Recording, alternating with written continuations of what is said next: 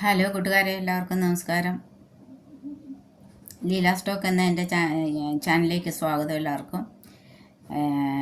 ഇന്ന് വേറൊരു വിഷയമായിട്ട് ഞാൻ കടന്നു വന്നിരിക്കുകയാണ്. നിങ്ങൾ തരുന്ന സപ്പോർട്ടിനും എല്ലാത്തിനും അതിയായ സന്തോഷമുണ്ട്. എൻ്റെ ചാനൽ സബ്സ്ക്രൈബ് ചെയ്യുകയും ഷെയർ ചെയ്യുകയും കമൻ്റ് ഇടുകയും ലൈക്ക് ചെയ്യുകയൊക്കെ ചെയ്യണമെന്ന് അഭ്യർത്ഥിക്കുന്നു.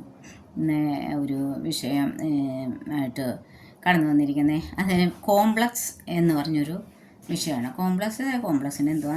അസൂയ എന്ന് പറയല്ലേ? കോംപ്ലക്സ് അതല്ലേ? എന്തുമായിരുന്നാലും ഞാൻ കോംപ്ലക്സ് എന്ന് പറയുന്ന ഒരു വിഷയത്തെ പറ്റിയാണ് ഇന്ന് സംസാരിക്കാൻ പോകുന്നത്. അതായത് ഈ കോംപ്ലക്സ് എന്ന് പറയുമ്പോൾ അല്ലെ അസൂയോ കുശുമ്പോ അങ്ങനെയൊക്കെയാണോ ആയിരിക്കും അതിന് പറയുന്നത്. ഇപ്പം അത് പല വിധത്തിൽ പലയിടത്തിലാണ് ഉണ്ടാകുക.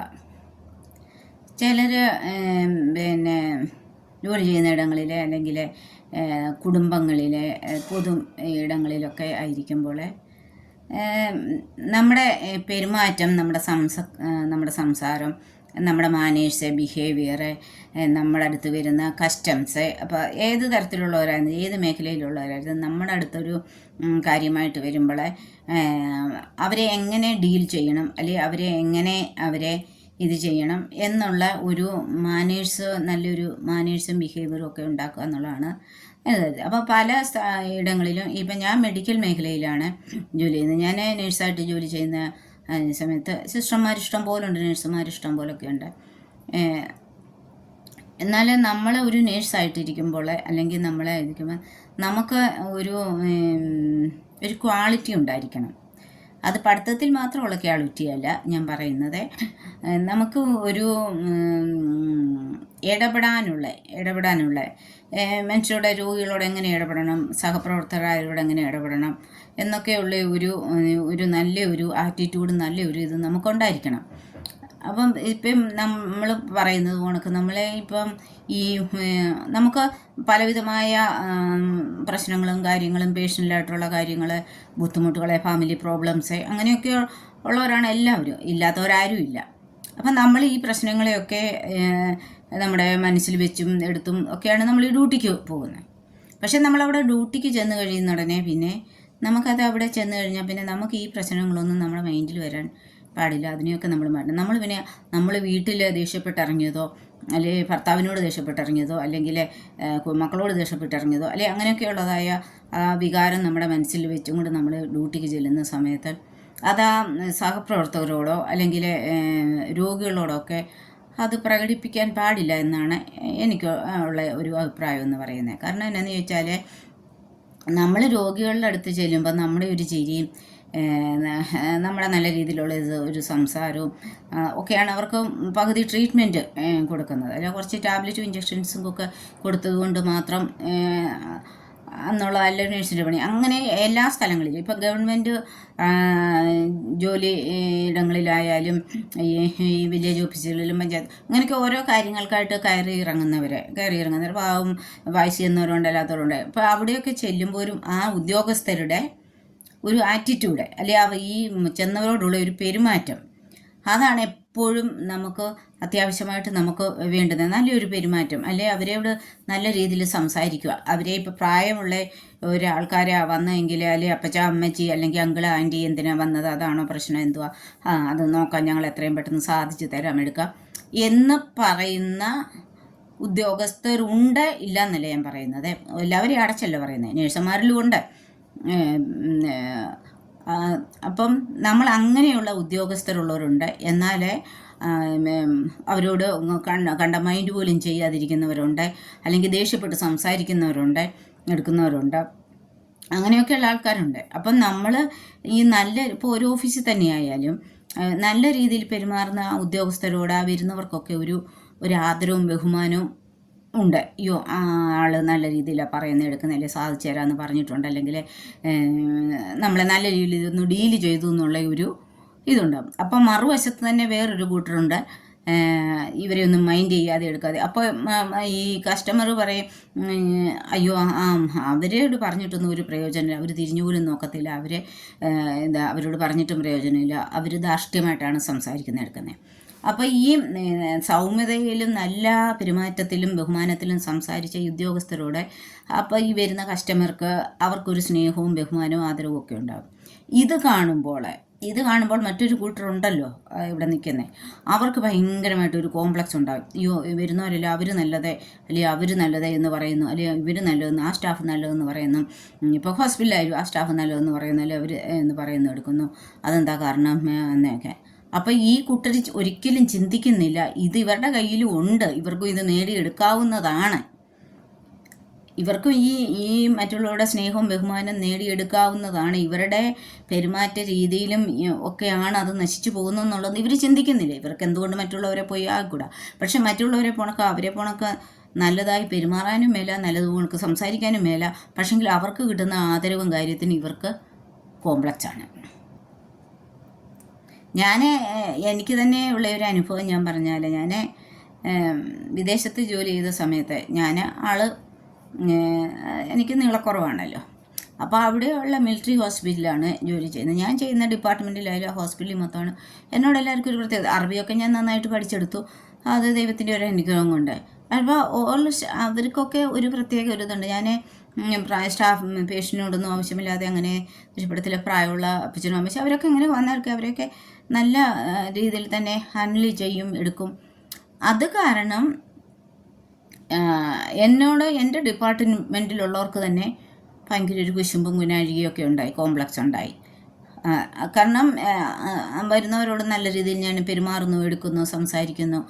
അവരോട് അറബിയൊക്കെ ആയാലും നല്ല രീതിയിൽ അവർക്ക് മനസ്സിലാകുന്ന രീതിയിൽ അവരോട് സംസാരിക്കുകയും എടുക്കുകയൊക്കെ ചെയ്യുന്നു. അത് അപ്പം എൻ്റെ ഡിപ്പാർട്ട്മെൻറ്റിലുള്ള അവർക്ക് എന്നോട് കുശുമ്പും കുനാഴികയും കോംപ്ലക്സ് ഉണ്ടായി. അപ്പം ഞാൻ ഇങ്ങനെ ലീവിന് വന്ന സമയത്ത്, ഞാൻ എൻ്റെ അനുഭവങ്ങളാണ് ഈ പറയുന്നത്. ഞാനിങ്ങനെ ലീവിന് വന്ന സമയത്ത് 2 മാസത്തെ ലീവിനാണ് ഇന്ത്യക്ക് വരുന്നത്. അത് കഴിഞ്ഞിട്ട് വന്നത്. അപ്പം ഞാൻ ജോലിക്ക് വന്നു കഴിഞ്ഞിട്ട് എനിക്ക് പകരമായിട്ട് അവിടെ വേറെ ഒരു മലയാളി സ്റ്റാഫിനെ കിട്ടും. അപ്പോൾ എല്ലാവരും മലയാളികളാണ്. അപ്പോൾ ആ കുട്ടി ഇവിടെ എനിക്ക് പകരമായിട്ട് അവിടെ ജോലി ചെയ്തുകൊണ്ടിരിക്കുന്ന സമയത്ത് സ്ഥിരം എൻ്റെ കൂടെ അവിടെ ഡ്യൂട്ടി ചെയ്തുകൊണ്ടിരുന്ന ഒരു സ്റ്റാഫ്, അവളും കൂടെ ഡ്യൂട്ടിയായിരുന്നു.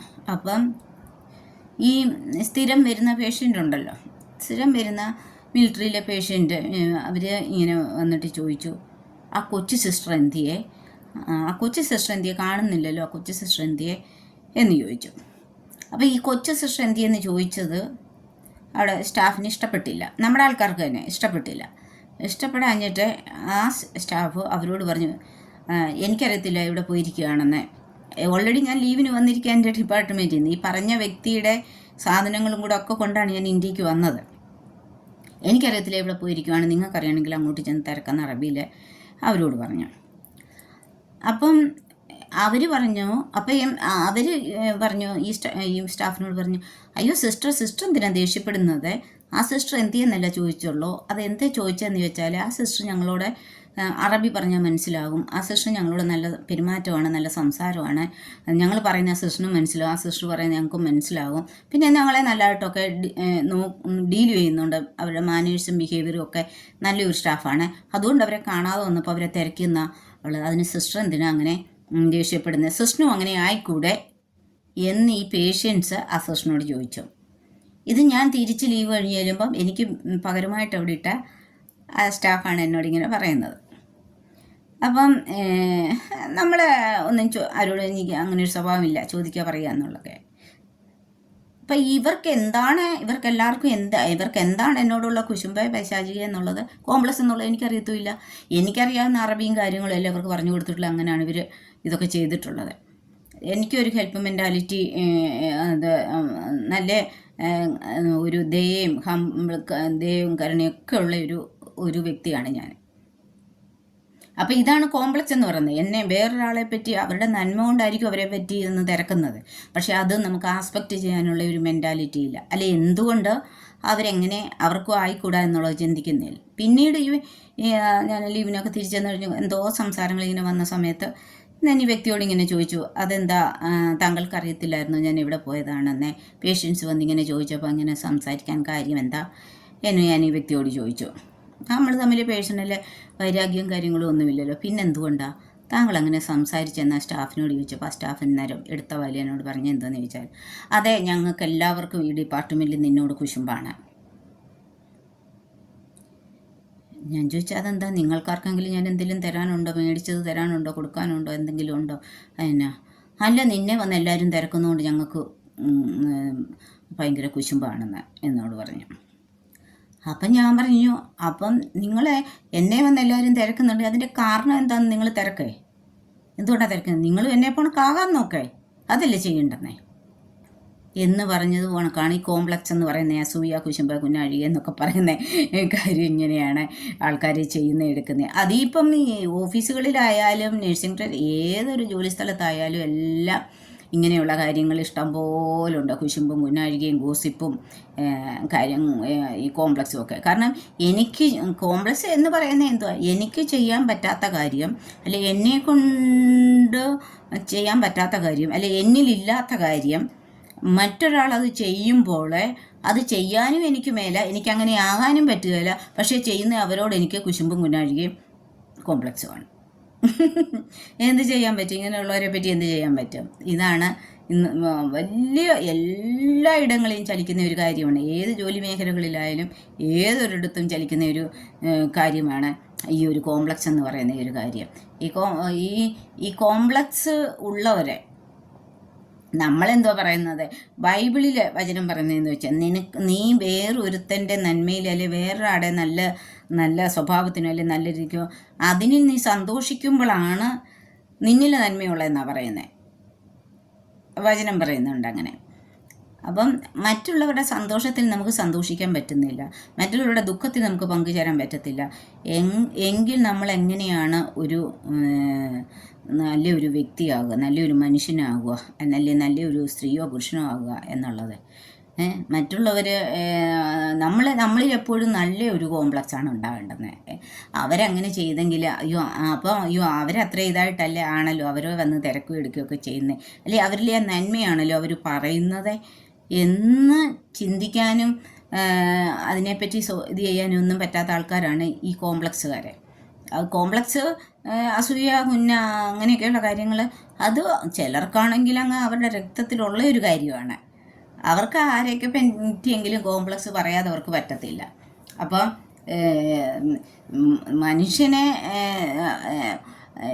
മനുഷ്യൻ്റെ ജീവിതത്തിൽ അത് ഭയങ്കര ഒരു പ്രശ്നമാണ്. നമ്മുടെ സാമൂഹികമായിട്ടുള്ള ജീവിതത്തിൽ ഭയങ്കരമായിട്ടും ഉള്ള ഒരു കാര്യമാണ് ഈ കോംപ്ലക്സ് എന്ന് പറയുന്നത്. കാരണം വേറൊരു വ്യക്തിയെ അംഗീകരിക്കാൻ പറ്റാതെ വരുന്ന ഒരവസ്ഥ, വേറൊരു വ്യക്തിയിലുള്ള നന്മയെ, അല്ലെ അവരുടെ നല്ല ആറ്റിറ്റ്യൂഡിനെ, അല്ലെ അവരുടെ നല്ല പ്രവൃത്തികളെ, അല്ലെ അവരിലുള്ള നന്മയെ ആസ്പെക്റ്റ് ചെയ്യാൻ പറ്റാത്തതാണ് ഈ കോംപ്ലക്സ് എന്ന് പറയുന്നത്. ഇപ്പം നമ്മൾ വേറൊരു വ്യക്തിയിൽ ഒരു നന്മയുണ്ടെങ്കിൽ നമ്മൾ അവർക്ക് ആ നന്മയുണ്ടല്ലോ എന്ന് വിചാരിച്ച് സന്തോഷിക്കുക, ആ നന്മയിൽ അവരെ അപ്രീഷിയേറ്റ് ചെയ്യുകയും ചെയ്താൽ നമുക്കും ഇതിൽ നിന്നൊക്കെ ഒരു വിടുതലെത്തുവാൻ പറ്റും, നമുക്കും അങ്ങനെയായി തീരാൻ പറ്റും. പക്ഷേ ഈ കോംപ്ലക്സ് കൊണ്ട് ഇരുന്ന് കഴിഞ്ഞാൽ പിന്നെ അതൊരിക്കലും പറ്റത്തില്ല. അത് നല്ല ഒരു മനസ്സിനുടമയ്ക്ക് മാത്രമേ കോംപ്ലക്സ് ഇല്ലാതെ ജീവിക്കാൻ പറ്റത്തുള്ളൂ. ഒരാളൊരു നല്ല കാര്യം ചെയ്തെങ്കിൽ അവരെ അത് നീ ചെയ്തത് നന്നായി, അത് കൊള്ളാം എന്ന് പറയാം. അത് കൊള്ളാമെന്ന് മനസ്സിലുണ്ടെങ്കിലും പക്ഷേ പുറമേ പറയില്ല. പുറമേ അതിനെ ഇകഴ്ത്തി കാണിക്കാനാണ് ആൾക്കാർ ശ്രമിക്കുന്നത്. ഇപ്പം നമ്മൾ ഒരു നല്ല സാരി ഉടുത്തു, അല്ലെങ്കിൽ ഒരു നല്ലൊരു ഡ്രസ്സ് ഇട്ടു, സാരി നമുക്ക് നല്ലതായിട്ട് കൊടുത്തിട്ടുണ്ട്, നമുക്ക് നല്ലതായിട്ട് ചേരുന്നുണ്ടെന്ന് നമ്മളെ ഈ കോംപ്ലക്സ് ഉള്ള വ്യക്തി കാണുന്ന അവരുടെ മനസ്സിലുണ്ട് അത് നല്ല സാരിയാണ്, നല്ലതായിട്ട് കൊടുത്തിട്ടുണ്ട്, കാണാൻ ഭംഗിയുണ്ട് എന്നവരുടെ മനസ്സിലുണ്ടെങ്കിൽ പോലും അവരുടെ ഈ കോംപ്ലക്സ് കാരണം അവരത് പറയത്തില്ല, അവരതിൻ്റെ നേരെ ഓപ്പോസിറ്റേ പറയത്തുള്ളൂ. അപ്പോൾ അങ്ങനെയുള്ളവരെ വിട്ടുകളെ, ഈ എപ്പോഴും കോംപ്ലക്സ് പറയുകയും പ്രവർത്തിക്കുകയും ചെയ്യുന്നവർ അവരുടെ പാട്ടിന് വിട്ടേക്കുക. അതൊന്നുമല്ല നമുക്ക് നല്ലതെന്ന് തോന്നുന്നത്, നമുക്ക് ശരിയെന്ന് തോന്നുന്നത് നമ്മളിലുള്ള നല്ല നന്മകളെ, നല്ല സ്വഭാവങ്ങളെ നമ്മൾ മുന്നോട്ട് തന്നെ വളർത്തിക്കൊണ്ട് പോകുക എന്നാണ് എനിക്ക് പറയാനുള്ളത്. ഈ നന്മ എല്ലാവർക്കും ലഭിക്കുന്നില്ല. നന്മ ചെയ്യുവാനുള്ളത്, നന്മ ചിന്തിക്കുവാനും പറയുവാനും പ്രവർത്തിക്കാനും എല്ലാവർക്കും കഴിയത്തില്ല. ഇല്ലായ്മയിൽ നിന്ന് ദാനം ചെയ്യാൻ എല്ലാവർക്കും പറ്റത്തില്ല. ഒരു ആളിൻ്റെ ബുദ്ധിമുട്ടിലോ പ്രയാസത്തിലോ അല്ലെങ്കിൽ അവരുടെ ഒരു അവർ വളരെ അവർ ഭാരപ്പെട്ടിരിക്കുന്ന ഒരു സമയത്ത് ഒരു സാന്ത്വന വാക്ക് പറയുവോ അല്ലെങ്കിൽ അവർ ഒന്ന് പോട്ടെ ഇതൊക്കെ ശരിയാവും, ഇതിനൊന്നും ഒരു കുഴപ്പമില്ല, അതൊക്കെ നാളെ ശരിയാവും എടുക്കും എന്നുള്ള ആ ഒരു ഇത് പറയാനുള്ളൊരു മെൻറ്റാലിറ്റി ഉണ്ടാകുക എന്നുള്ളതാണ് നമുക്ക് ഓരോരുത്തർക്കും വേണ്ടുന്നതായിട്ടുള്ള കാര്യം. അല്ലാതെ ഇപ്പം നമ്മൾ സപ്പോസ് ഒരു ക്യാൻസർ രോഗിയെ കാണാൻ ചെന്നാൽ പിന്നെ എന്തോ അവരോട് പറയേണ്ടുന്നത്, അവർക്ക് ആ രോഗത്തെ പറ്റി അവരോട് സംസാരിക്കരുത്. പക്ഷേ ഇന്നത്തെ ഒരു ഇതെന്ന് പറഞ്ഞാൽ ഒരു ക്യാൻസർ രോഗിയെ സന്ദർശിക്കാൻ ചെന്നാൽ താടിക്കും കൈവച്ച് അല്ലെങ്കിൽ മൂക്കത്തും വരുമ്പോൾ അയ്യോ ഇനി എന്തോ ചെയ്യും, ഇനി അങ്ങനെയാണോ, അവർക്കും ഇങ്ങനെയായിരുന്നു, ഇവർക്കും ഇങ്ങനെയായിരുന്നു, അവർക്കും അതായിരുന്നു വന്ന അസുഖം, അവർക്കും ഇന്നതായിരുന്നു വന്ന. അപ്പം അങ്ങനെ പറഞ്ഞ് ആ രോഗിയെ ഒന്നുകൂടെ മാനസിക സംഘർഷത്തിലേക്ക് കടത്തിവിടാനല്ല ശ്രമിക്കേണ്ടത്. ഇതൊന്നും ഇല്ല, ഇതൊക്കെ ഇതൊന്നും ഒന്നുമില്ല, ഇതിനെയൊക്കെ നമ്മൾ കവർ ചെയ്യത്തില്ലേ, ഇതൊക്കെ ഇപ്പോൾ ഒരു സാധാരണ ഒരു അസുഖമല്ലേ, ഇതിനെപ്പറ്റി ഒന്ന് ഓർത്തൊന്നും വിശ്വസിക്കുന്നത്, അതിപ്പോൾ ട്രീറ്റ്മെൻറ്റൊക്കെ എടുത്തങ്ങ് ശരിയാകത്തില്ല, ഇതാണ് വലിയ കാര്യം എന്ന് പറഞ്ഞ് അവരെ മനസ്സിലാക്കുകയും എന്നാണ് പറയേണ്ടത്. അവർക്ക് നമ്മളെ കൊണ്ട് എന്ത് ചെയ്യാൻ പറ്റും, മെൻ്റൽ സപ്പോർട്ട് കൊടുക്കുക, അല്ലെങ്കിൽ അവരെ ഒന്നുകൂടെ മാനസിക ആഘാതത്തിലേക്ക് വിടാനാണോ നമ്മൾ ശ്രമിക്കേണ്ടത്? പക്ഷേ മനുഷ്യർ ഇന്ന് അങ്ങനെയാണ് ചെയ്യുന്നത്. മനുഷ്യർക്കൊരു വീണ്ടും വിചാരമില്ല, അല്ലെങ്കിൽ എന്തോ എന്നറിയത്തില്ല, അവർക്ക് അസുഖം വന്ന് അതിങ്ങനെ നാളെ നമുക്കെന്തോ വെച്ചിരിക്കുന്നതെന്ന് നമുക്കറിയില്ലല്ലോ, ഇല്ല, അത് നമ്മളിന്ന് മറച്ചു വെച്ചിരിക്കുക ദൈവം. ഇങ്ങനെ ചിന്തിക്കുവാണെങ്കിൽ ഒരിക്കലും അങ്ങനെ ചെയ്യാൻ പറ്റത്തില്ല. അതുകൊണ്ട് എനിക്ക് പറയാനുള്ളത്, ഈ വീഡിയോയിൽ കൂടെ പറയാനുള്ളതെന്ന് വെച്ചാൽ, ഒരു മനുഷ്യൻ്റെ അടുത്തേയും കോംപ്ലക്സിന് പോകണ്ടെന്നേ. ഒരാളിലൊരു നന്മയുണ്ടെങ്കിൽ അതിനെ ഒന്ന് ആസ്പെക്റ്റ് ചെയ്യുമോ, ഒന്ന് അപ്രീഷിയേറ്റ് ചെയ്യുകയൊക്കെ ഒന്ന് ചെയ്യുന്നേ. അല്ലാതെ ഒരാൾക്കൊരു കഴിവുണ്ടെന്ന് കണ്ടാൽ ആ കഴിവിനെ പ്രോത്സാഹിപ്പിച്ചില്ലെങ്കിലും, നിങ്ങളിപ്പോൾ പ്രോത്സാഹിപ്പിക്കണ്ട എന്ന് വരെയും നിങ്ങൾ ഗോസിപ്പ് ഈ കോംപ്ലക്സും ചെയ്യാതിരിക്കുക, അത്രയാണ് എനിക്ക് പറയാനുള്ളത്. കാരണം എല്ലാവർക്കും എല്ലാ ഇതും ലഭിക്കത്തില്ല.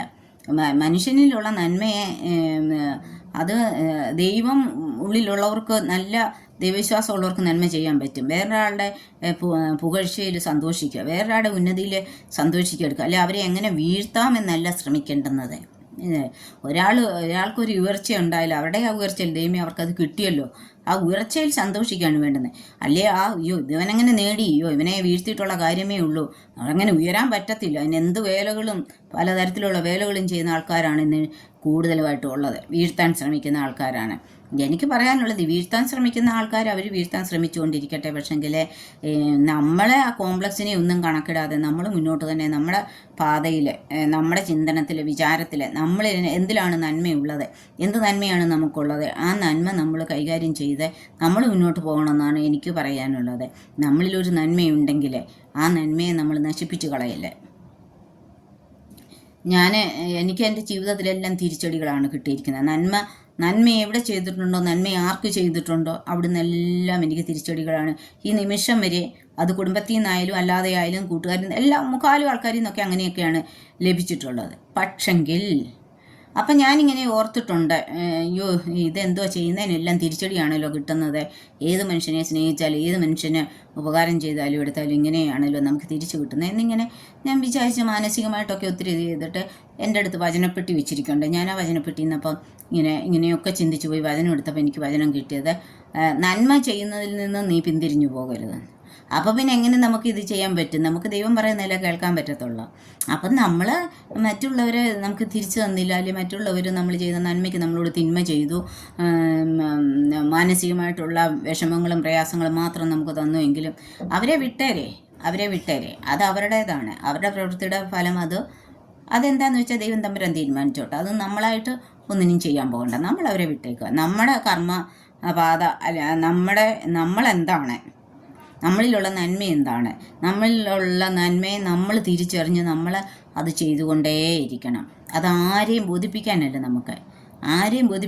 നമ്മൾ ചെയ്യുന്ന നന്മ പ്രവൃത്തികളോ നമ്മൾ ചെയ്യുന്ന നല്ല പ്രവൃത്തികളോ നമുക്ക് ആരെയും ബോധിപ്പിക്കാനല്ല, അത് നമുക്ക് നമ്മളെ തന്നെ ബോധിപ്പിക്കാനാണ്. നമ്മൾ എങ്ങനെയുള്ളൊരു വ്യക്തിയാണെന്നുള്ളത് നമുക്ക് നമ്മളെ തന്നെ ബോധിപ്പിക്കാനാണ് നമ്മൾ എന്ത് ചെയ്യുന്നതും ചെയ്യേണ്ടത്. മറ്റുള്ളവരെ നമുക്ക് ബോധിപ്പിക്കേണ്ടത് ഒരു കാര്യവുമില്ല.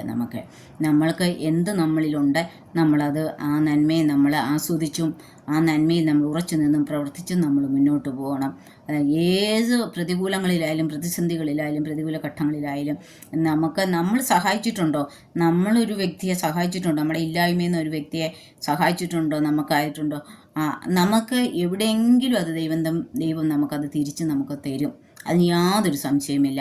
അതുകൊണ്ട് ഇന്ന് എനിക്ക് ഈ വീഡിയോയിൽ കൂടെ പറയാനുള്ളത് എന്താണെന്ന് ചോദിച്ചാൽ, നമ്മളെപ്പറ്റി ഗോസിപ്പ് പറയുന്നവരെ, കോംപ്ലക്സ് ഉള്ളവരെ, നമ്മൾ ചെയ്യുന്ന നന്മകൾ കണ്ട് അസൂയപ്പെടുന്നവരെ, നമ്മൾ ചെയ്യുന്ന നന്മ പ്രവൃത്തികൾ കണ്ട് അസൂയ ഉള്ളിൽ ഉരുണ്ടുകൂടുന്ന ജീവിതങ്ങൾ അനേകമുണ്ട്. നിങ്ങൾ അവരെ വിട്ടേക്കുക, അവരുടെ വഴിക്ക് അവരെ വിട്ടേക്കുക. അവരുടെ അസൂയയും കുശുമ്പും കുന്നാഴിയും അവർ വെച്ചുകൊണ്ടിരിക്കട്ടെ. നമ്മളിലുള്ള ആറ്റിറ്റ്യൂഡ്, നല്ല നന്മയുടെ ദയയുടെ കാരുണ്യത്തിൻ്റെ, നമ്മളിൽ എന്ത് നന്മയാണുള്ളത് ആ നന്മ നമ്മൾ ചെയ്തുകൊണ്ടേയിരിക്കുക. അപ്പം എല്ലാവർക്കും നല്ലത് മാത്രം വരുത്തട്ടെ എന്ന് വയ്ക്കുന്നു. എൻ്റെ വീഡിയോ ലൈക്ക് ചെയ്യണം, ഷെയർ ചെയ്യണം, എൻ്റെ ചാനൽ സബ്സ്ക്രൈബ് ചെയ്യണം. എല്ലാവർക്കും നല്ലത് മാത്രം വരട്ടെ. ഇനിയൊരു വീഡിയോ ആയിട്ട് വരാം.